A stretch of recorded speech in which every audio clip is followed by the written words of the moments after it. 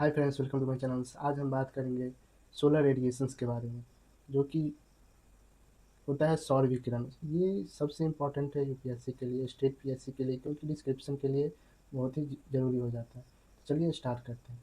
सबसे पहला क्वेश्चन है, what is solar radiation. Solar radiation आखिर होता क्या है? तो sun energy emitted by the sun's in the form of electromagnetic wave. Mean जो सन से जो एनर्जी इमिटेड होते हैं, मतलब रिलीज होते हैं, उसको क्या बोलते हैं हम लोग?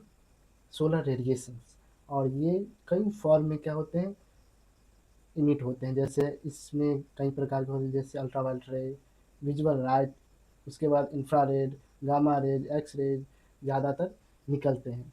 और जो अल्ट्रावायलेट रे है, गामा रेज है, एक्स रे है, इंफ्रारेड है, ये सब क्या हो जाते हैं हमारे पृथ्वी तक आते आते जो हमारा एटमॉस्फेयर है उसमें, उससे होकर फिल्टर होकर आते हैं, जिससे हमारे पृथ्वी पर ज़्यादा विजुअल्स लाइट ही पहुंच पाते हैं।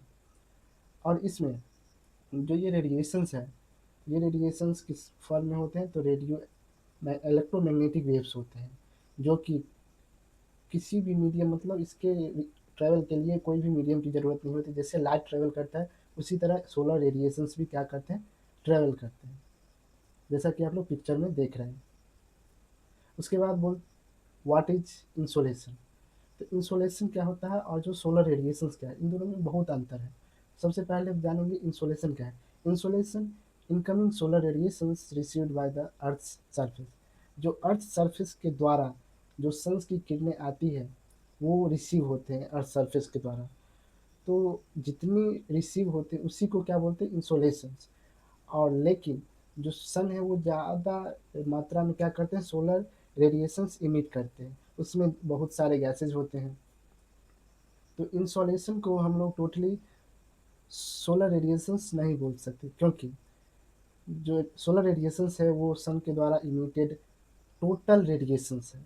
और जो इंसोलेशन है वो केवल और केवल अर्थ के द्वारा जो रिसीव होते जितना मात्रा, उसको बोलते हैं इंसोलेशंस। और ये जो सोलर रेडिएशन है आउटपुट है, टोटल आउटपुट है। लेकिन हमारा जो अर्थ है उसके चारों ओर क्या है? एटमॉस्फेयर, उससे फिल्टर्स होते होते हमारे पृथ्वी तक थोड़ा क्या पहुंचता है? Solar radiation. ठीक है, इसको बोलते हैं इंसोलेशन। इसके कारण जो फैक्ट है, इफेक्ट तो करते हैं हमारे पृथ्वी पे, किस तरह इंसोलेशंस अफेक्ट होते हैं। तो सबसे पहला कारण है एंगल ऑफ सन्स रेज। मतलब जो सन से रेज निकलते हैं और हमारे पृथ्वी तक जब पहुंचते हैं, तो पृथ्वी की किसी भी पार्ट से, मतलब लेटीट्यूड से किस एंगल पे मिलते हैं, उसको बोलते हैं एंगल ऑफ सन्स रेज। अगर मान लीजिए हायर लेटीट्यूड में पहुंचते हैं, तो वहाँ पर जो एंगल बनेगा सन रेज से और जो पृथ्वी के सरफेस से, वो क्या होगा? बहुत ही कम होगा। इसलिए वहाँ पर जो एनर्जी है बहुत ही कम होगा। जैसे पोल के पास जो angle angle of the sun rays बनेगा बहुत ही न्यूनतम होगा, जिसके कारण वहाँ पर जो एनर्जी है वो ज़्यादा नहीं होगी, इंसोलेशन ज़्यादा नहीं होगा। वहीं ड्यूरिंग ऑफ डे, अब दिन के दौरान ज़्यादातर क्या होते हैं? इंसोलेशन होते हैं, क्योंकि दिन में ही सन के रेज पृथ्वी तक पहुँचते हैं। ठीक है। उसके बाद बात करें तो बिटवीन सन के और जो पृथ्वी है, दोनों के बीच में डिस्टेंस के आधार पर भी इंसोलेशंस में फ़र्क पड़ता है। जैसे 3 जनवरी को क्या होता है? तो पेरीहेलियंस होते हैं, जिसमें जो सन है, अर्थ, दोनों बहुत ही नज़दीक होते हैं, क्लोजेस्ट होते हैं। इस सिचुएशन में इंसोलेशंस ज़्यादा होते हैं। और एपेलियन जो कि 4 जुलाई को होता है, सबसे दूर रहता है इस समय कम इंसोलेशन होता है। लेकिन ज़्यादा डोमिनेंट जो फैक्टर है वो है एंगल। ठीक है, डिस्टेंस से ज़्यादा एंगल निर्भर करता है, किस एंगल पे जो रेज है वो मिलते हैं। अगला बात करें तो टेरेस्ट्रियल रेडिएशन। जब सोलर रेडिएशंस इंटर करते हैं हमारे एटमॉस्फेयर में, उसके बाद कितने भी कई रिफ्लेक्ट होकर वापस चले जाते हैं स्पेस में, और कुछ एब्जॉर्ब हो जाते हैं। जो पृथ्वी के द्वारा एब्जॉर्ब होते हैं उसको बोलते हैं इंसोलेशंस, अर्थ के सरफेस द्वारा। और उसके बाद हीटेड के बाद जो है हमारा जो अर्थ है वो खुद पे खुद एक रेडिएटिंग बॉडी बन जाता है, जो क्या करता है? एटमॉस्फेयर में एनर्जी को फिर से रिलीज करता है, रेडिएट करता है।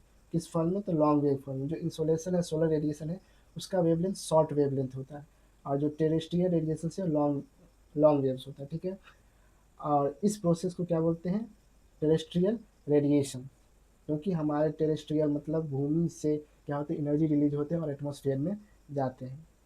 और जो हमारे इन्वायरमेंट में जितने भी ग्रीन हाउस गैसेज है, जैसे कार्बन डाइऑक्साइड, मीथेन और कार्बन मोनोऑक्साइड, ये सब क्या करते हैं, लॉन्ग वेव्स को क्या करते हैं, ज़्यादा ट्रैप्ट करते हैं, एब्जॉर्ब करते हैं as compare to the short wave, जो कि इंसुलेशन होता है, जिसके कारण रात में भी हमें क्या गर्मी महसूस होती है, गर्म समर में। अब बात करते हैं इंपॉर्टेंट फैक्ट्स के बारे में।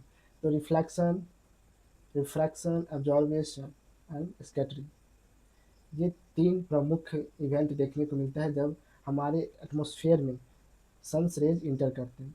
तो ज़्यादातर जो है लगभग 30% के आसपास जो रेडिएशंस है वो रिफ्लेक्ट हो जाते हैं, एटमॉस्फेयर के बाहर चले जाते हैं। 20% हमारा एटमॉस्फेयर एब्जॉर्ब कर पाता है, ठीक है। और जो 50% है वो सोलर रेडिएशंस ट्रांसमिट हो जाते हैं अर्थ के द्वारा, 50%, ठीक।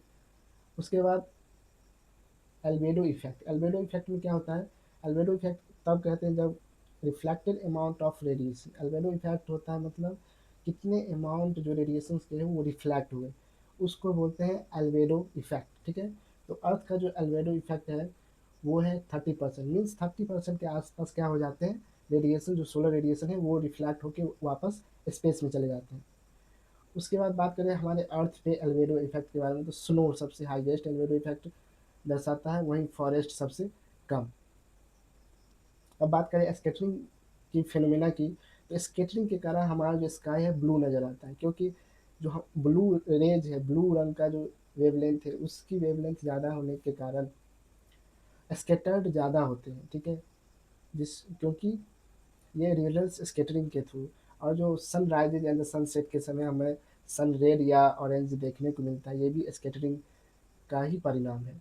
उसके बाद एडजॉर्सन बाय एटमॉस्फेयर, एटमॉस्फेयर में ओजोन लेयर प्रेजेंट होते हैं जो क्या करते हैं, यूवी रेज को कैप्चर कर लेते हैं, वहीं carbon dioxide, water vapours infrared को कैप्चर करते हैं, एब्जॉर्ब करते हैं, ठीक है। जिसके कारण गर्मी ज़्यादा, हमारा जो इन्वायरमेंट है वो हीटेड अप रहता है। उसके बाद करते हैं इंसोलेशन, हमारे अर्थ सरफेस पे जो इंसोलेशन है कहाँ कितना ज़्यादा होगा, कहाँ कम होगा। तो सबसे ज़्यादा जो देखने को मिलता है इंसोलेशन वो सब ट्रॉपिक डेजर्ट पर। क्यों? क्योंकि यहाँ क्लाउडीनेस है। क्लाउडीनेस मतलब वहाँ बादल बहुत कम होते हैं, और सब ट्रॉपिक डेजर्ट में मैक्सिमम इंसोलेशन देखने को मिलते हैं। उसके बाद लेस इंसोलेशन इक्वेटर के आसपास देखने को मिलते हैं, बहुत ही कम इंसोलेशन कहाँ होता है, इक्वेटर के आसपास, क्योंकि हमारा पृथ्वी क्या है, थोड़ी सी टिल्ट है, मतलब झुका हुआ है, 66.5 डिग्री जो हमारे सन से बना है, 66.5 डिग्री के एंगल्स पे झुके हुए हैं। और वहीं लेटीट्यूड की बात करें तो लेटीट्यूड में अगर सेम लेटीट्यूड है तो कंटिनेंट पर ज़्यादा इंसोलेशन होंगे as compare to the ocean, मतलब ओशन ज़्यादा इंसुलेट नहीं होंगे और कंटिनेंट ज़्यादा गर्म हो जाते हैं, ठीक है। वहीं विंटर में बात करें तो हायर लेटीट्यूड और मिडल लेटीट्यूड दोनों ही बहुत ही कम रेडिएशंस कैप्चर करते हैं as compare to the summer, summer के मुकाबले जो विंटर में मिडल हायर लेटीट्यूड है वो बहुत ही कम रेडिएशंस रिसीव कर पाते हैं, ठीक है। ये हमारा था क्या, the insolation important fact and terrestrial radiations. Terrestrial radiation के कारण ही हमारा जो अर्थ है वो अपना टेम्परेचर मेंटेन रख पाता है, ठीक है।